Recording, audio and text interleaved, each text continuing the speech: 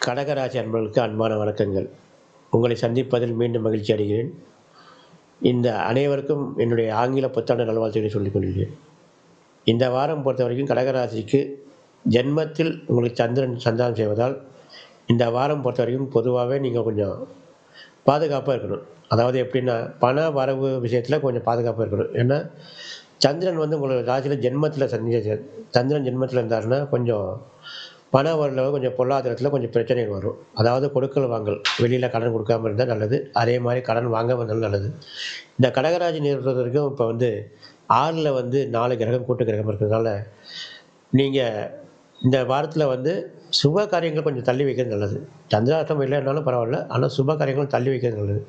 ஏன்னா உங்களுக்கு ஜென்மத்தில சந்திரன் சஞ்சாரம் செய்றதுனால, சுப காரியங்கள் போற இடத்துல கொஞ்சம் ஏதாச்சும் கொஞ்சம் பிரச்சனைகள் வரும். அதனால நீங்க என்னன்னா, நீங்க அடுத்த வாரமாக இருந்தாலும் உங்களுக்கு சிம்மத்தில வந்து சந்திரன் சஞ்சாரம் போது, நீங்க அந்த சுப காரியத்தில் ஈடுபடலாம்.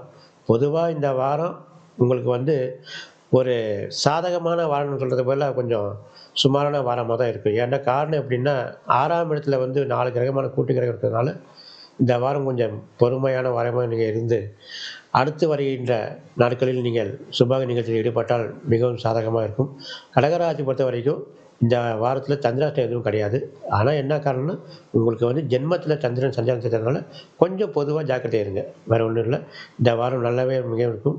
மீண்டும் உங்களை சந்திப்பதில் மகிழ்ச்சி அடைகிறேன். நன்றி, வணக்கம்.